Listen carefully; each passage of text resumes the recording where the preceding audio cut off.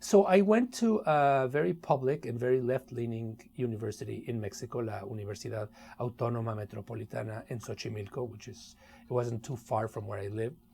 And at that time, something dramatic happened in Mexico. There was a very steep economic crisis, the result of which was the decision by a very erratic Mexican president to nationalize the bank industry. This happened in 81, 82.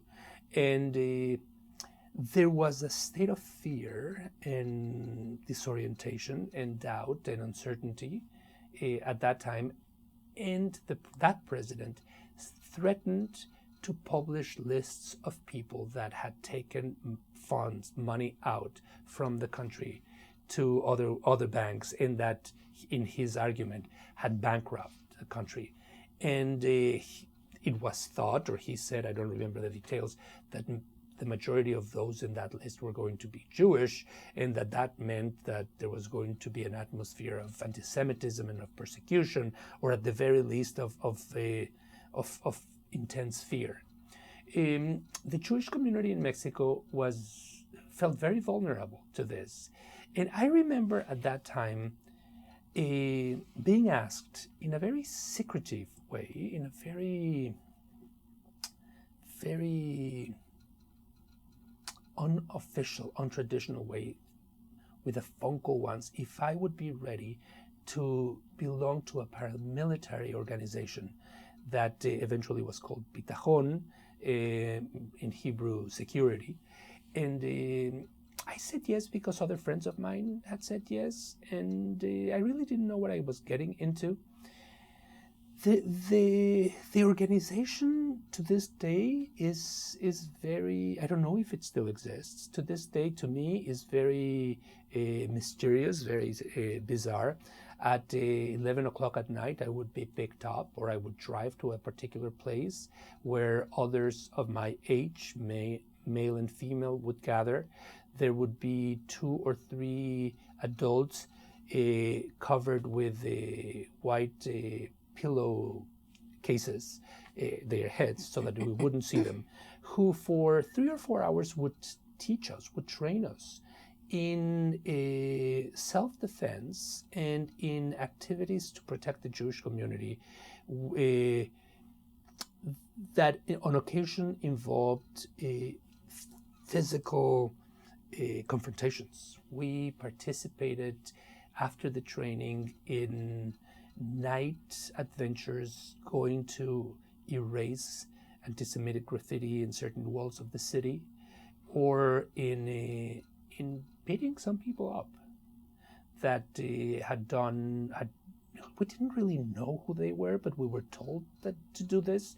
I was 19, maybe 18, 19, and that's a period of my life that I think often about, and have not quite reconciled myself with. The premise was, we don't have an army to defend ourselves. We don't have a mechanism that makes us self-sufficient. We are a target of different forces, but if we don't do something on our own, we can be bitten up very easily. There must have been some connection. There are people that know far more about Bitakhon than I do. My information is purely anecdotal and purely autobiographical. I have never gone and done more research about this. And I have kept it that way because of what it meant to me. The idea was that probably someone in Israel or some link to the Tzahal was established, and that we needed to be far better prepared.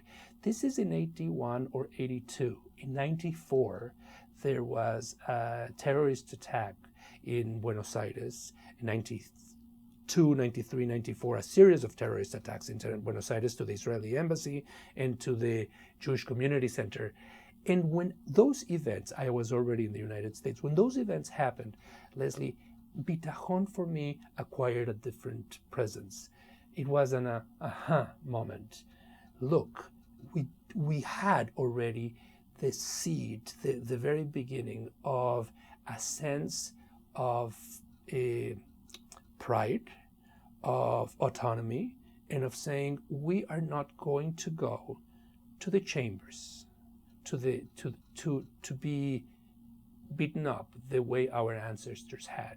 So the idea of my immigrant grandparents, the counter movement of Zionism that had taken place while I was in school, all that came together in a sense that you live in the diaspora, but you don't have to be foolish. You don't have to be stupid. You have to figure out ways to defend yourself. American Jews have a lot of resources. American Jews are well positioned. Latin American Jews, Mexican Jews are not. And if we don't do something for ourselves, nobody will.